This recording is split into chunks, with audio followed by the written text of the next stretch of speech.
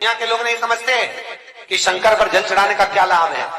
शिव महापुराण कहती है, अगर एक दिन शिव महापुराण की कथा कहती है रविवार को अगर लोटा भरकर शिव को समर्पित करा जाता है तो घर में तेज लक्ष्मी प्राप्त होती है। क्या मिलती है? तेज लक्ष्मी। सोमवार के दिन भगवान शंकर को अगर जल चढ़ाया जाता है तो हमारे घर में शीतलता का अनुभव होता है, शांति मिलती है।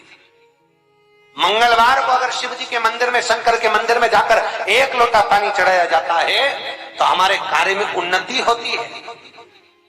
बुधवार के दिन अगर शंकर पर एक लोटा पानी चढ़ाया जाता है तो जिन लड़कियों का विवाह नहीं हो रहा, जिन बच्चों का विवाह नहीं हो रहा, उन बच्चों के भी विवाह हो जाते हैं हमारा।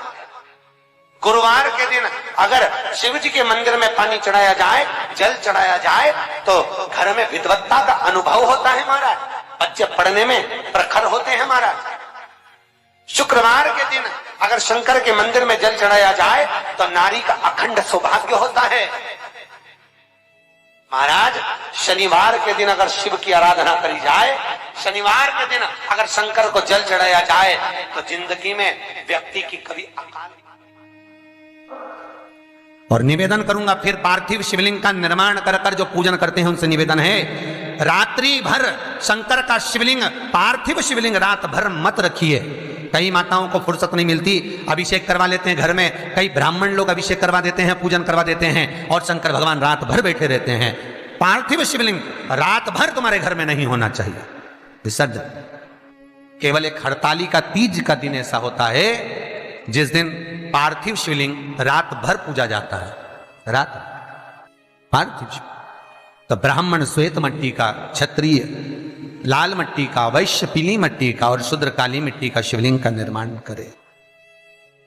रात भर शिवलिंग को ना रखे। शंकर भगवान के प्रसाद को रात भर नहीं रखना। कहीं शिव मंदिर में गए और प्रसाद मिला भी है आपको, वैसे तो शंकर जी के मंदिर में प्रसाद नहीं मिलता। क्यों? तो लिंग पुराण के अंदर और शिव महापुराण के अंदर वर्णन किया गया कि भगवान शंकर ने नंदी को वचन दिया था, सुनो नंदी। शंकर भगवान से नंदी कहता है हमारा भरण पोषण कैसे हो। शंकर भगवान कहते हैं नंदी, मेरे शिवलिंग पर यदि, कई लोगों को थोड़ा ध्यान दीजिएगा, है बहुत कथा पर बहुत ध्यान देना। शिव महापुराण की कथा है, बार बार ऐसी कथा नहीं मिल सकती आपको। सुनोगे आप अपनी जगह पर, बहुत वक्ता हैं, बहुत प्रेम से बांचते हैं, पर जो कथा रसतत्व से आपको मिल जाए उसको ले लीजिए महाराज। कोई वस्तु, कोई भोजन आप बनाकर लेकर गए हो, कोई पकवान आप बनाकर लेकर गए हो, कोई फल लेकर गए हो, यदि शिवलिंग पर वो पकवान, वो मिठाई, वो फल टच हो गया तो वो खाने के योग्य नहीं रहता। वो घर पर लेकर मत आना, मंदिर में ही छोड़कर। यदि भोजन, पकवान, मिठाई, शिवलिंग यहां पर है और भोजन का भोग तुमने इतनी दूर से लगाया है, फल इतनी दूर रखा है, वो शिवलिंग पर टच नहीं करा गया है, तो उस प्रसाद को, उस फल को आप पा सकते हो, उसको खा सकते हो। पर जो शिवलिंग पर टच हो गया फिर वो केवल नंदी, श्रृंगी, भृंगी, प्रेतों का, भूतों का, आहूतों का भाग होता है।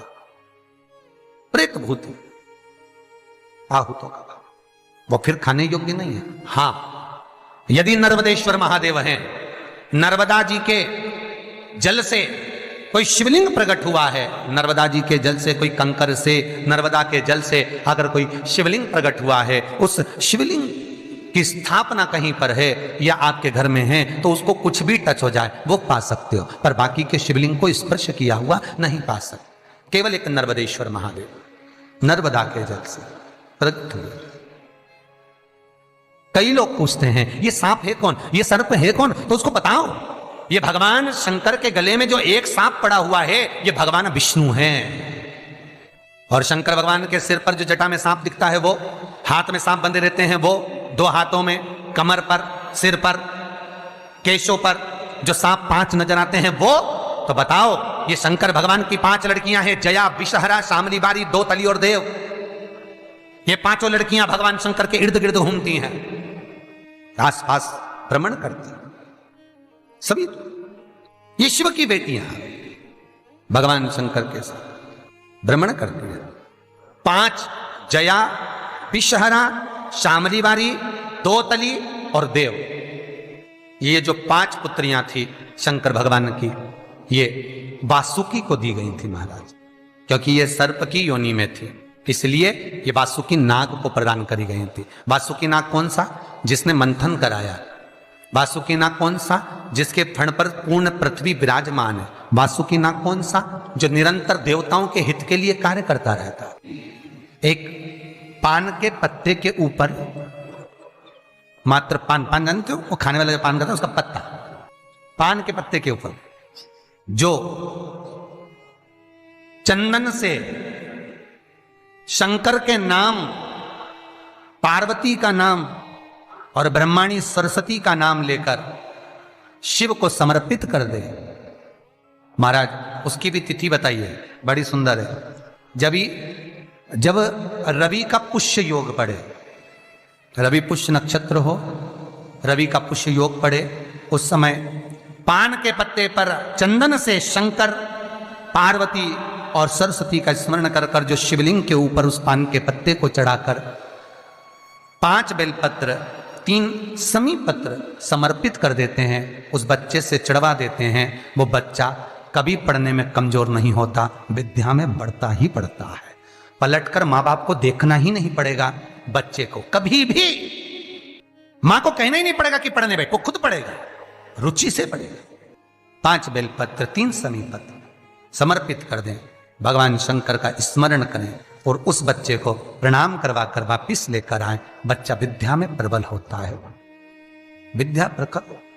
भगवान शिव देने वाला है, सरस्वती को स्वर बोधे। शिव महापुराण की कथा, लिंग पुराण की कथा, विष्णु पुराण की कथा, पद्म पुराण की कथा कहती है कि किसी वृक्ष के नीचे, जिन वृक्षों का गुणगान हमारे शास्त्र करते हैं, जिन वृक्षों का गुणगान हमारी पुराणे करती हैं, उन वृक्ष के नीचे अगर एक मंत्र का मन का भी फेरा जाए तो उसका पुण्य हजारों गुना प्राप्त हो जाता है, आप रूप प्राप्त होता है अपने आप जिस पुण्य को करना चाहो। मेरा बहुत निवेदन है महाराज, बहुत प्रयास करा करो, प्रयास करना।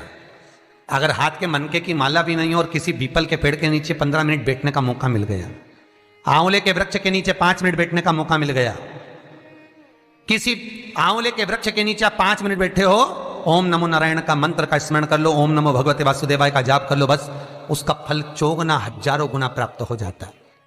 शमी के पेड़ के नीचे बैठे हो, श्री शिवाय नमस्तुभ्यम का जाप करिए, चौगुना गुना फल मिलेगा, 1000 गुना फल। बेलपत्री के पेड़ के नीचे गए हो, ओम नमः शिवाय ओम का जाप करिए, फल मिलेगा।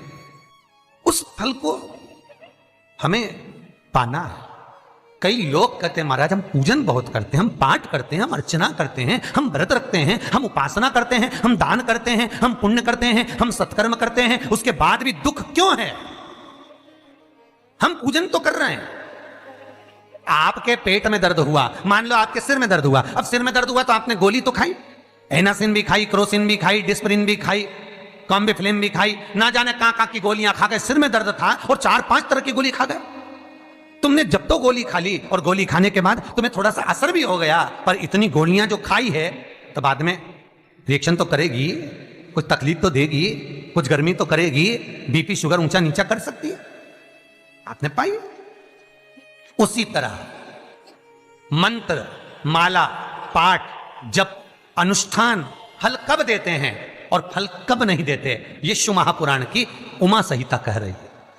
शिव महापुराण का उमा खंड, पार्वती खंड को अच्छे से पढ़िए तो उसमें बताया है, उसमें वर्णन किया है। हम पाठ करने बैठे, इतनी बड़ी पोथी लेके लोग बैठ जाते हैं, पहले राम रक्षा स्तोत्र पढ़ लिए, फिर ये पढ़ लिए, गीता जी का अध्याय पढ़ लिया, ये पढ़ लिया, ये चालीसा, दुर्गा चालीसा, शिव चालीसा, तांडव, ये वो, ये मंत्र जप लो, वो मंत्र जप लो, फिर कोई महाराज बता गया, वो मंत्र जप लो, फिर कोई महाराज बता गया, वो मंत्र जप लो, ये वाला देवता ला के अलमारी में रख लो। इतनी बड़ी पूजन की अलमारी, बस इतनी बड़ी, ज्यादा से ज्यादा होगी तो इतना बड़ा पूजन का घर, कमरा, उसमें इतना सारा देवता। रामेश्वर गई तो उनको ले आई, जगन्नाथ जी गई तो उनको ले आई, द्वारका गई तो उनको ले आई, वृंदावन गई तो उनको ले आई, महाकालेश्वर गई तो उनको ले आई, सारा देवी देवता वहीं बैठा, पितृदेव, ये देव, कुल देवी, शंख देव, घंटी देव, दिया देव, सब उसी में, गणेश जी, शंकर जी, हनुमान जी, राम जी, सब भरा पड़ा। और पूजन करने सुबह से आई, सुबह से इतनी सी शक्कर लाई कटोरी में, इतनी सी शक्कर कटोरी में, भगवान को नहला धुला के कटोरी धर दी। इतनी बड़ी अलमारी में सारा देवता ऐसा कसा कसाया बैठा है, सारा देवता। और तीर्थ करने फिर गई तो गणेश जी शंकर भगवान से बोले पिताजी फिर जा रही है। शंकर भगवान बोले बेटा खसक के बैठो, फिर पकड़ के लाएगी किसी को। खसक के बैठ, फिर लाएगी किसी, फिर ले आई, फिर रख दिया। पूजन करने आई, कलश रख दिया, मंदिर में ही ढुल गया, भगवान पूरा गीला हो गया। गणेश जी शंकर जी से बोले पिताजी पूरा गीला करके चली गई। शंकर भगवान बोले बेटा अब तो कल ही आएगी, दिया लगा के गई, अब तो गीले में बैठो, अब नहीं आने वाली, कल।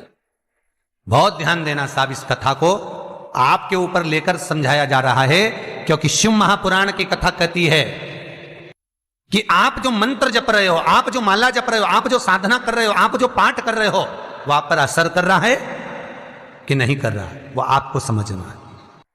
राम रक्षा स्तोत्र का पाठ करो तो पहले हनुमान चालीसा पढ़ो, फिर राम रक्षा स्तोत्र करो। शिव चालीसा, दुर्गा चालीसा, गणेश चालीसा, हनुमान चालीसा, गायत्री चालीसा, इन 4-5 चालीसा को एक साथ कभी नहीं पढ़ना।